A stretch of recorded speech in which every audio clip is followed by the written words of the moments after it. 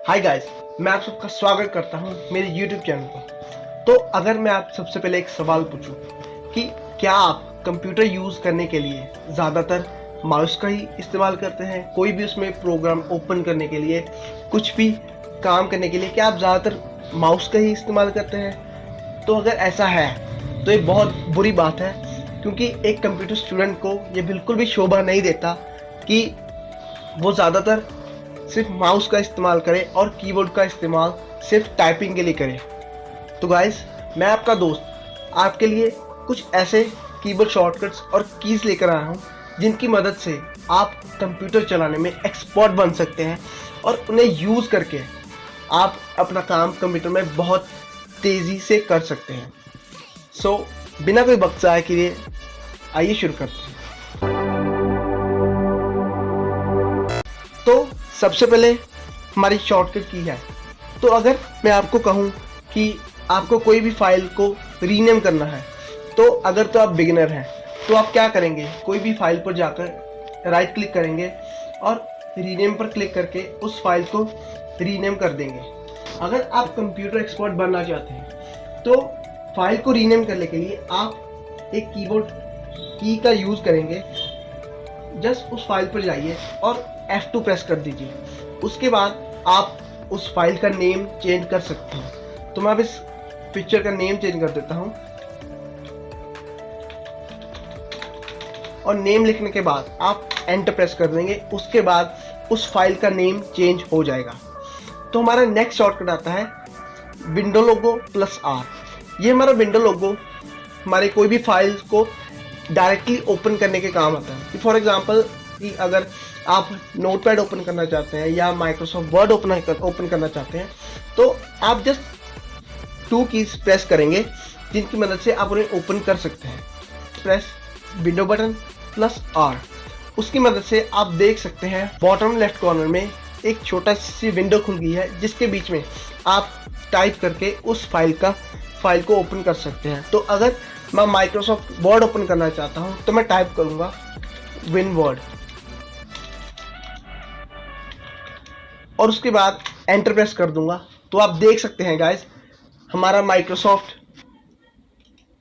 Word open हो गया है। तो हमारी नेक्स्ट शॉर्टकट कीज आती है। तो गाइस, अगर आप चाहते हैं कि हमारी कोई भी फाइल्स, प्रोग्राम्स और टैब्स के बीच में स्विच करना, तो आप एक कीवर्ड शॉर्टकट का यूज़ कर सकते हैं। मैं आपको अभी दिखाता हूँ। मैं पहले कुछ फाइल्स ओपन कर लेता हूँ।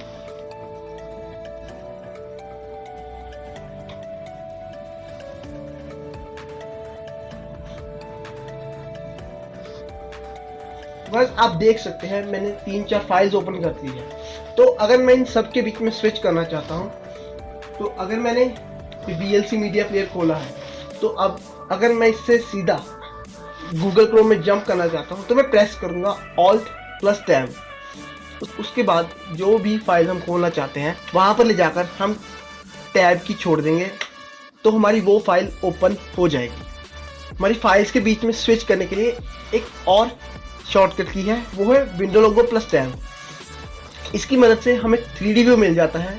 हम हमारी फाइल्स के बीच में स्विच कर सकते हैं। तो अब माइक्रोसॉफ्ट वर्ड खोलना चाहूँ तो आप देख सकते हैं उस शॉर्टकट की मदद से मैंने माइक्रोसॉफ्ट वर्ड ओपन कर लिया है। हमारी नेक्स्ट शॉर्टकट की है कि फॉर एग्जांपल गाइस, मान लीजिए कि आपके पास बहुत सारी फाइल्स ओपन पड़ी हैं। फॉर एग्जांपल कि हमारे पास 6-7 प्रोग्राम्स या फाइल्स और फोल्डर्स ओपन हैं। तो अब हम सीधा डेस्कटॉप पर जाना चाहें, अगर तो आप बिगिनर हैं तो आप एक फाइल को मिनिमाइज करेंगे। लेकिन अगर आप कंप्यूटर में एक्सपर्ट बनना चाहते हैं तो आप जस्ट विंडो लोगो D प्रेस कर दीजिए। आप सीधा डेस्कटॉप पर जंप कर जाएंगे और वो हमारी सारी ओपन फोल्डर्स, फाइल्स और प्रोग्राम्स को मिनिमाइज कर देगा। तो हमारे नेक्स्ट शॉर्टकट है, अगर आप चाहते हैं कि कोई भी फाइल को क्लोज करना, फॉर एग्जांपल कि मैं चाहता हूँ कि मेरे क्रोम ब्राउज़र को क्लोज करना, नॉर्मल गाइस तो जस्ट इस क्रॉस बटन पर क्लिक करके उस फाइल को क्लोज कर देते हैं।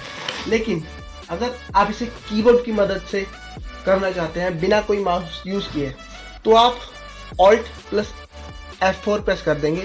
उसकी मदद से हमारी फाइल बंद हो जाएगी। मिनिमाइज नहीं होगी, बंद हो जाएगी, क्लोज हो जाएगी। सो हमारी नेक्स्ट शॉर्टकट की का यूज़ है, बिना माउस को यूज़ किए हमारे कंप्यूटर या लैपटॉप को ऑफ करना चाहते हैं, उसे स्विच ऑफ करना चाहते हैं, तो हम प्रेस करेंगे Alt + F4 और उस पर क्लिक करने के बाद हम एंटर प्रेस कर देंगे।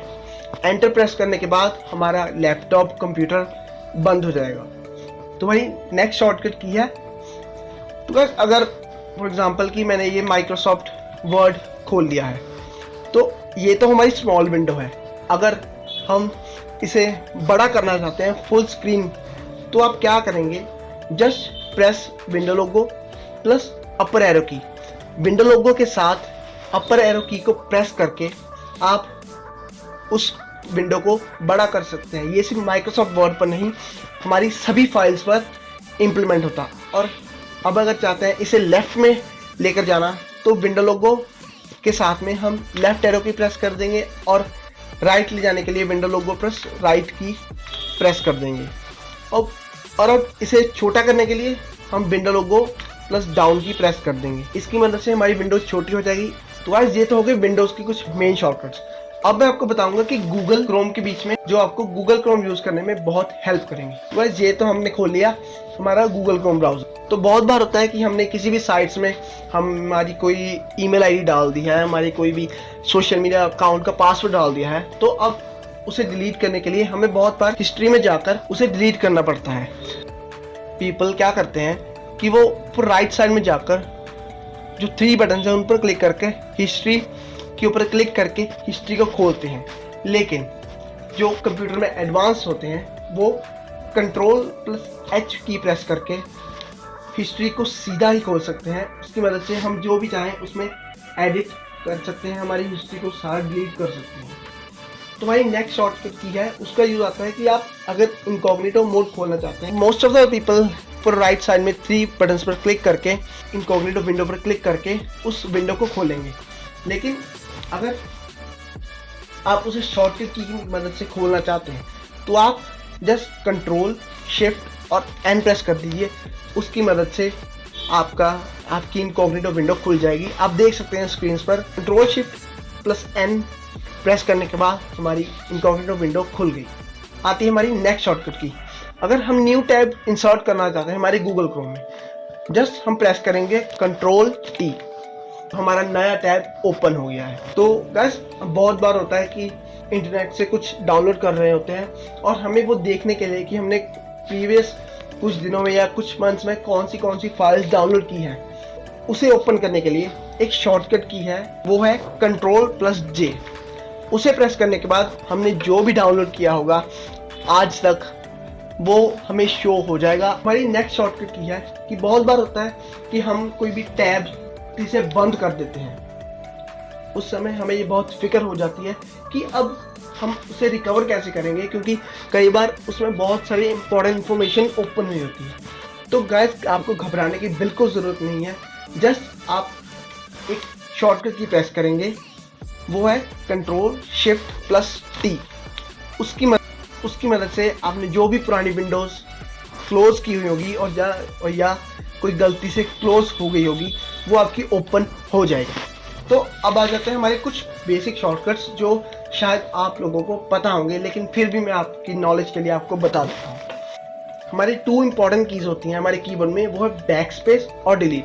तो बहुत सारे लोगों को ये लगता है कि हमारी बैकस्पेस और डिलीट का फंक्शन सेम है, लेकिन ऐसा बिल्कुल भी नहीं है। इन दोनों के डिफरेंट फंक्शन हैं। तो मैं आपको इन दोनों का यूज़ करके दिखाता हूँ। तो मैं सबसे पहले कुछ टेक्स्ट लिख लेता हूँ।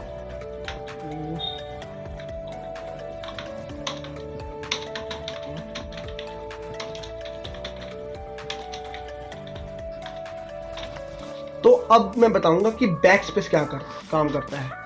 बैकस्पेस हमारा सिर्फ टेक्स्ट को डिलीट करने के काम आता है, वो भी जो टेक्स्ट उसके लेफ्ट साइड में होता है। तो आप देख सकते हैं कि जो भी टेक्स्ट उसकी लेफ्ट साइड में होगा वो सिर्फ उसी को डिलीट करेगा, राइट साइड वाले को नहीं करेगा। तो अगर मैं कर्सर इसके बीच में लगा दूं, तो अब अगर बैकस्पेस प्रेस करूं तो जो भी टेक्स्ट उसकी लेफ्ट साइड में होगा वो ही डिलीट होगा। लेकिन अगर मैं डिलीट की प्रेस करूँ तो जो भी टेक्स्ट उसकी राइट साइड में होगा वो डिलीट होगा। आप देख सकते हैं कि मैंने डिलीट की प्रेस करके जो भी टेक्स्ट उसकी राइट साइड में था वो इरेज कर दिया है। हमारा बैकस्पेस तो सिर्फ टेक्स्ट डिलीट करने के काम आता है, लेकिन हमारा डिलीट की बहुत सारी फाइल्स को डिलीट करने के भी काम आता है। फॉर एग्जांपल कि अगर मैं चाहता हूँ कि मैं ये इमेज को डिलीट कर दूँ हमारे कंप्यूटर के बीच में से, तो मैं उस इमेज पर जाकर बस डिलीट की प्रेस कर दूंगा और उस पर एंटर क्लिक करके मैं उस फाइल को कंप्यूटर से डिलीट कर दूंगा। तो अब और कुछ बेसिक शॉर्टकट्स हैं जो आई थिंक आप सबको पता ही होंगे, जो बहुत सबसे ज़्यादा कॉमन है। वो है Ctrl+C, Ctrl+V, Ctrl+X and Ctrl+P। Ctrl+C हमारा टेक्स्ट को कॉपी करने के काम आता है, Ctrl+V पेस्ट, Ctrl+X कट और Ctrl+P हमारा प्रिंट करने के काम आता है। तो सबसे पहले मैं आपको दिखाऊंगा Ctrl+C का फंक्शन। तो हम किसी भी टेक्स्ट को सिलेक्ट कर लेते हैं। अगर तो आपको शॉर्टकट की नहीं पता तो आप क्या करेंगे, राइट क्लिक प्रेस करके उससे कॉपी कर लेंगे। लेकिन अगर आप को शॉर्टकट की पता है तो आप टेक्स्ट उस पूरे टेक्स्ट को सिलेक्ट करके जस्ट Ctrl+C प्रेस करेंगे। उसकी मदद से हमारा टेक्स्ट कॉपी हो गया। अब उसे पेस्ट करने के लिए हम Ctrl+V का यूज़ करेंगे। तो इसकी मदद से जो भी टेक्स्ट आपका कॉपी हुआ होगा वो पेस्ट हो जाएगा। अब अगर इस टेक्स्ट को हम को कट करना चाहते हैं तो हम Ctrl+X प्रेस कर देंगे। उसकी मदद से हमारा टेक्स्ट वो कट हो जाएगा। इस फंक्शन का बेसिकली यूज़ इसीलिए होता है कि अगर हम चाहते हैं कि कोई भी फाइल को एक फोल्डर से दूसरे फोल्डर में ट्रांसफ़र करने के लिए, तो Ctrl+X हमारा एक फोल्डर से उस फाइल को कट कर देता है और दूसरे फोल्डर में पेस्ट कर देता है। हम एक फोल्डर में जाकर Ctrl+X प्रेस करके उस फाइल को कट कर देंगे और जिस फोल्डर में उस फाइल को लेकर जाना चाहते हैं वहाँ पर Ctrl+V की मदद से उसे पेस्ट कर देंगे। तो अब आता है हमारा लास्ट शॉर्टकट, वो है Ctrl+P। जब हम Ctrl+P प्रेस करेंगे तो ये जो भी होगा हमारे डॉक्यूमेंट उसे हम प्रिंट कर सकते हैं। अगर आपके कंप्यूटर के साथ प्रिंटर अटैच है तो आप उसे प्रिंट कर सकते हैं। सो गाइस, अगर आप कंप्यूटर में एक्सपर्ट बनना चाहते हैं तो आपको ये सभी शॉर्टकट कीज आने ही चाहिए। तो गाइस, मैं मानता हूँ कि ये शॉर्टकट्स आपको एक बार में याद नहीं होंगे, इसलिए आप इस वीडियो को दोबारा देखें और इन शॉर्टकट्स को रोज़ प्रैक्टिस करें। अगर आप रोज़ इन्हें प्रैक्टिस कर लेंगे तो आप जल्द ही इन सभी शॉर्टकट्स की को लर्न कर लेंगे और आप जल्द ही कंप्यूटर के एक्सपर्ट बन जाएंगे। सो गाइस, आशा करता हूँ कि आपको सभी शॉर्टकट्स की समझ आ गए होंगे। So good bye and see in the next video.